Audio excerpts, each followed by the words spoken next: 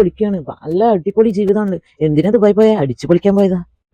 Guys, എന്നെ അറിയുന്ന, എന്നെ ചെറുപ്പം തൊട്ടേ അറിയുന്ന, എന്റെ വളർച്ച കണ്ട എന്റെ നാട്ടുകാരും എന്റെ സ്വന്തം കുടുംബക്കാരും പറഞ്ഞ കമന്റ്സ് ആണ് ഞാനിപ്പോൾ പറഞ്ഞത്. 5 years ബാക്ക് എന്റെ ലൈഫിൽ ഒരു വലിയൊരു ഇൻസിഡന്റ് നടന്നു. അത് ഞാൻ തീരെ പ്രതീക്ഷിക്കാത്ത ഒരു ഇൻസിഡന്റ് ആയതുകൊണ്ട് തന്നെ എനിക്ക് വളരെയധികം ഇമോഷണൽ ഇംബാലൻസും ഡിപ്രഷനും ഫേസ് ചെയ്യേണ്ട ഒരു അവസ്ഥയുണ്ട്. ആ സമയത്ത് എന്റെ അച്ഛനും അമ്മേനെയും ടേക്ക് കെയർ ചെയ്യണം, അതേപോലെ എന്റെ ഇമോഷണൽ ഇംബാലൻസ് എനിക്ക് ക്ലിയർ ചെയ്യണം. സോ അത് ആ ഒരു സമയത്ത് ഞാൻ ഫേസ് ചെയ്തത് it's like very difficult situation, ഭയങ്കര ഡിഫിക്കൽട്ട് സിറ്റുവേഷൻ ആണ്. ഒരുപാട് പെയിൻ ഉണ്ടായിരുന്നു എനിക്ക്. അതായത് നമ്മുടെ ഏറ്റവും വിലപ്പെട്ട ഒരാൾ, നമ്മളെ ഏറ്റവും സ്വന്തമായിട്ടുള്ള ഒരാൾ നമുക്ക് നഷ്ടപ്പെടാന്ന് പറയുന്നത് ഒരു ചെറിയ കാര്യമല്ല. അങ്ങനെ ഒരാൾ എനിക്ക് നഷ്ടപ്പെട്ടപ്പോൾ ഞാൻ എന്റെ ജീവിതത്തിൽ അനുഭവിക്കുന്ന പെയിൻ എന്ന് പറഞ്ഞു കഴിഞ്ഞാൽ വളരെ വലിയ പെയിൻ ആണ്. സോ ആ സമയത്ത് ഞാൻ അറൌണ്ട് 49 kg ആയിരുന്നു. ആ 49 85 വിതിൻ 3 months ആണ് ഞാനായത്. ആ സമയത്ത് എനിക്ക് ഹോർമോണൽ ഇഷ്യൂസ് ഉണ്ടായിരുന്നു, PCOD ഞാൻ ഫേസ് ചെയ്തുകൊണ്ടിരുന്നത്. ഓക്കെ, സ്റ്റിൽ ഞാൻ ഹീൽ ചെയ്തുകൊണ്ടിരിക്കുന്ന ഒരു വ്യക്തിയാണ്. സ്റ്റിൽ എനിക്ക് ഇമോഷണൽ ഇംബാലൻസ് ഉണ്ട്. പക്ഷേ ഞാനൊരു ജിം ട്രെയിനറാണ്. ഞാൻ ഈ ജിം എന്ന ഫീൽഡിലേക്ക് വന്നതിന് ശേഷം മാത്രമാണ് എനിക്ക് എന്റെ ഇമോഷണൽ കൺട്രോൾ തിരിച്ചു കിട്ടിയതും, അതേപോലെ തന്നെ എന്റെ PCOD ഇഷ്യൂസ് മാറിയതും, പിന്നെ അതേപോലെ വെയിറ്റ് ഗെയിൻ എന്നുള്ളത് ഒരു വെയിറ്റ് ലോസിലേക്ക് പോയതും ഞാൻ ഒരുപാട് കഷ്ടപ്പെട്ട് ചെയ്തത്. എന്റെ വെയിറ്റ് കുറച്ച് ഞാൻ ഒരുപാട് കഷ്ടപ്പെട്ടാണ് എന്റെ വെയിറ്റ് കുറച്ചത്.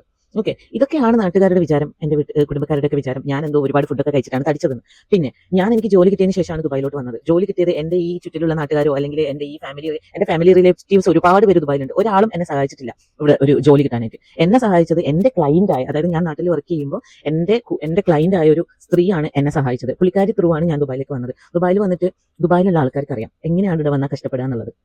ഇവരൊക്കെ വിചാരം ഞാനെന്തോ ദുബായിൽ വന്ന് അങ്ങ് അടിച്ചു പൊളിക്കുക, അറബിന്റെ കൊട്ടാരത്തിലാണ് ഞാൻ താമസിക്കുന്നത് എന്നൊക്കെയാണ് വിചാരം. ചില കാര്യങ്ങൾ എന്റെ വീട്ടിലോട്ട് വിളിച്ചപ്പോഴാണ് ഞാൻ അറിയുന്നത് എന്തൊക്കെയാണ് എന്റെ നാട്ടിൽ നടക്കുന്നത്. അതായത് എന്നെ പറ്റി ഡിസ്കസ് ചെയ്യുന്നത് എന്തൊക്കെയാണ്. സന്തോഷം മാത്രമേ ഉള്ളൂ. കാരണം എന്റെ വേദന എനിക്ക് മാത്രമേ ഉള്ളൂ. കാരണം നിങ്ങൾ ആരും എന്റെ വീട്ടിൽ വന്ന് നനിക്ക് എങ്ങനെയുണ്ട്, നനിങ്ങനെ ഇപ്പോ നനി ഓക്കെ ആണോ എന്ന് 5 വർഷമായിട്ടും ചോദിച്ചിട്ടില്ല. എന്റെ ഫ്രണ്ട്സ് പോലും എന്റെ അടുത്ത് ചോദിച്ചിട്ടില്ല നനി നീ ഓക്കെ ആണോ എന്നുള്ളത്. ഞാൻ സെൽഫ് ഹീൽ ചെയ്ത് പോകുന്ന ഒരു വ്യക്തിയാണ്. അതുകൊണ്ട് തന്നെയാണ് ഞാൻ ആരോടും പറഞ്ഞിട്ടോ ആരോടും ചോദിച്ചിട്ടൊന്നല്ല ഞാൻ ജിമ്മിലേക്ക് പോയത് അല്ലെങ്കിൽ ദുബായിക്ക് വന്നത്. അപ്പൊ എന്റെ സ്നേഹമുള്ള നാട്ടുകാർ ഈ വീഡിയോ കണ്ടെങ്കിലും മനസ്സിലാക്കണം, ഞാൻ എൻജോയ് ചെയ്യാണ് ഇവിടെ, വളരെയധികം എൻജോയ് ചെയ്യാണ്. പക്ഷേ നിങ്ങളെല്ലാവരും കണ്ട എന്റെ ആ ഒരു സിറ്റുവേഷൻ അല്ലെങ്കിൽ എന്റെ ആ ഒരു പ്രോബ്ലം നിങ്ങൾക്ക് എല്ലാവർക്കും നന്നായിട്ട് അറിയാം.